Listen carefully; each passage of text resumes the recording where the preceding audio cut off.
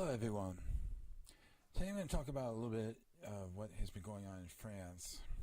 The almost non-stop protests, which originally started as a protest on gas or petrol taxes.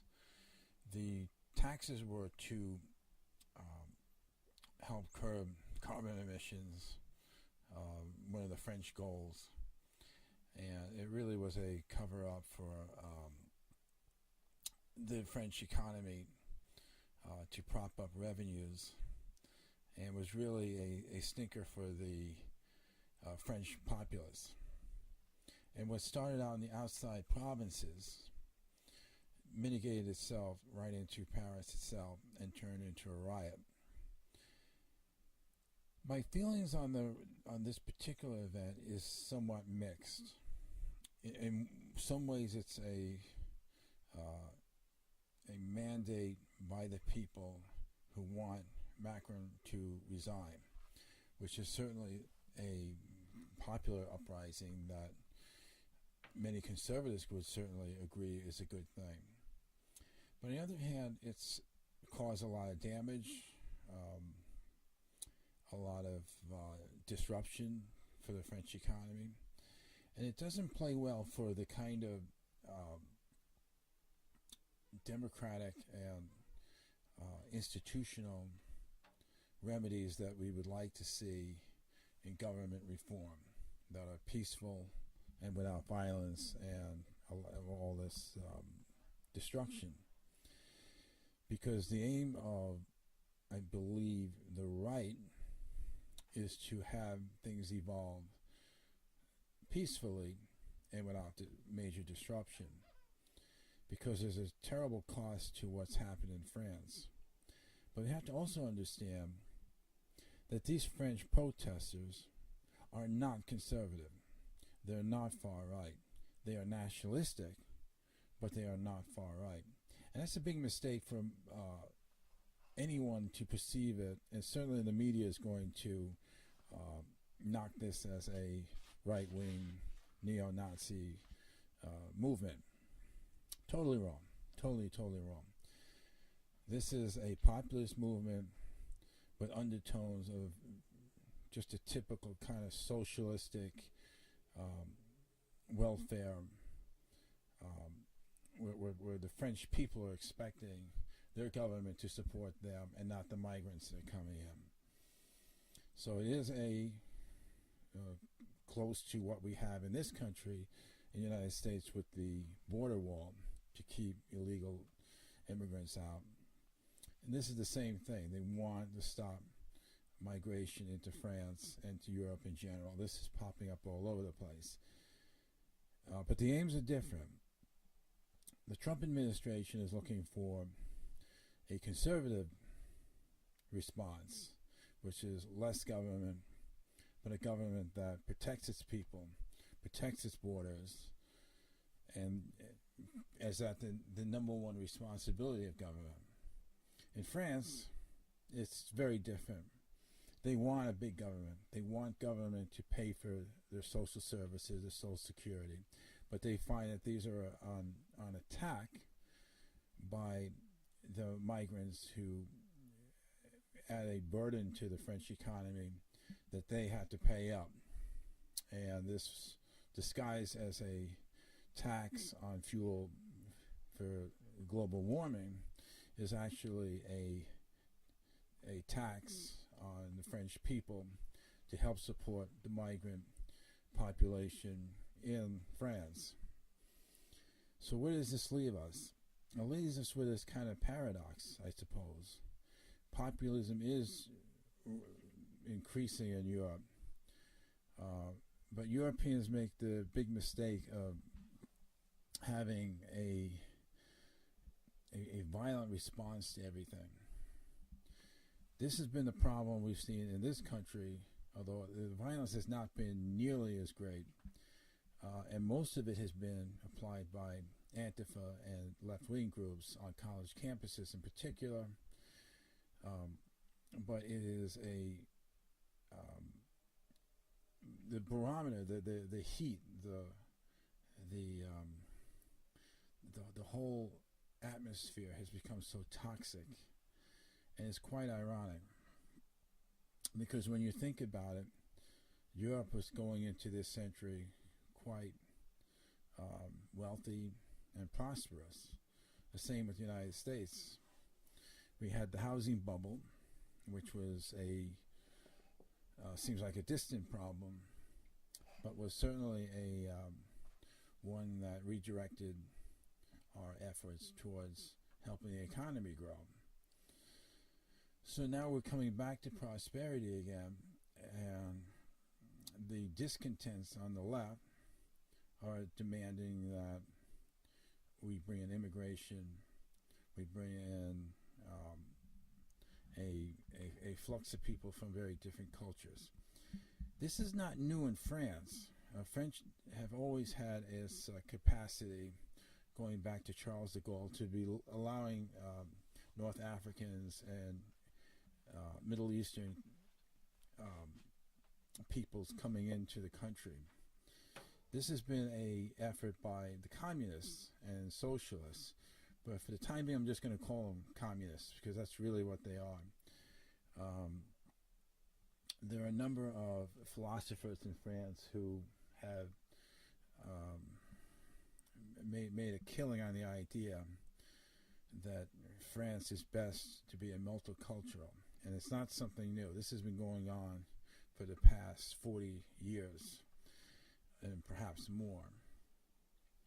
And the problem we're seeing in the West is the left, which has nothing to do with classical liberalism, but has everything to do with a Marxist ideology. They use that Marxist ideology. They use wedge issues, collectivism, identity politics, and the like, to create a platform to which the postmodernists, who are essentially nihilistic, nothing really matters. They're Marxist in a way, and anti-Western in particular.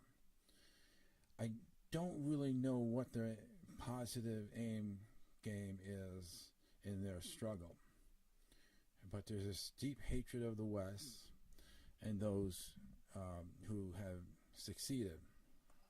They don't see the fact that statistically, when you look at the West, it has prospered. It has given enormous benefits to many different people, men, women, and people of different races.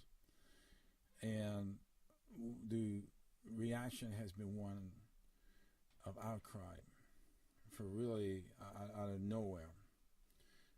They make complaints about things that are unsubstantiated. They'll make a call to say that we have become a racist society, when the amount of tolerance has never been better. When the amount of when you look at the fact that in the United States, for example, how blacks and Hispanics unemployment is so low. There's so many positive numbers out there, but the left and the postmodernists don't want to look at that. They want to look at the grand scheme of a totalitarian system, which is in the West, which doesn't exist.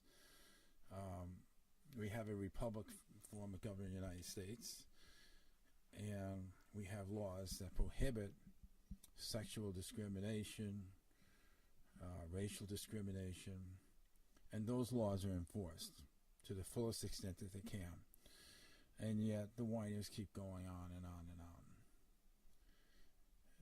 There's a lot of ungratefulness for what we have.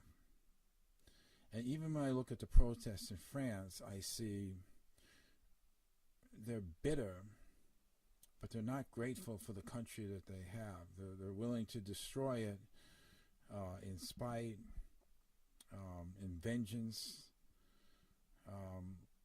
and this is the unfortunate uh, development that's going on. Resentment's not going to cure it, but we have to take responsibility for our own countries, and that they be livable, and that we protect our citizens, and that we can openly and freely debate those issues. Whether we have a force on the border, for example, that is going to be by people, or it's going to be a fence, or it's going to be a wall, or it's going to be a combination of those. How much do we want to spend? How many people do we want to come in? It's quite ironic that we've seen Hillary Clinton, of all people, who talked about the rise of populism in Europe, and mentioning the fact that it is their own policies of allowing too many people in too fast that is problematic to the cause for liberalism in their sense, or progressivism, I should say. And this is something that conservatives have been very critical of. I mean, this is what they've been saying. There's too many, too fast. And when you come up and ask, well, where are we going to come up with a number? This is where the devil in the details comes in. Nobody wants to come up with a number. But in order to calm things down, I do think that there needs to be a pause. We need to have a pause in the United States as far as immigration. And certainly in Europe, there needs to be a pause, if not a complete stop of immigration, until these issues are addressed, rather than just unilaterally just pushed in without a vote, without a public hearing, without any sense of understanding what the potential consequences of such a generous proposal, such a generous outreach to people in other parts of the world to come to their countries and basically take over their social welfare roles. It is staggering that 70% of legal and illegal residents in the United States are on some one or more forms of welfare. It is staggering how much the French and the Europeans have to pay for their immigration mistakes, without looking at the total issue. And it's not something that you can point racism and sexism and all these other forms of rhetoric that are basically just name calling and plotting around the problem. We need to see the West respond to this as a crisis now, because it obviously hasn't worked out as planned, because there was no plan. And so what I recommend to the French and to the Americans, and I would hope that both Schumer and Pelosi can work with Trump in really addressing these, to actually have a plan. Because right now we don't have one. We have laws on the books, but we don't really have a plan of where our immigration policy is, what its goals are, what we need now, what we may need in the future. And people are very dissatisfied with this. They really feel that the elites are controlling the knobs, while the rest of us, the rank and file, the native born, are really left out in the cold. And that's why they're rising up. And they will rise up, but we don't want it to get to such a point where we see hostilities break out. And we've seen it already in France. We don't want to see it here or elsewhere. We want to see some solutions. And I believe that our elected officials, we expect nothing less.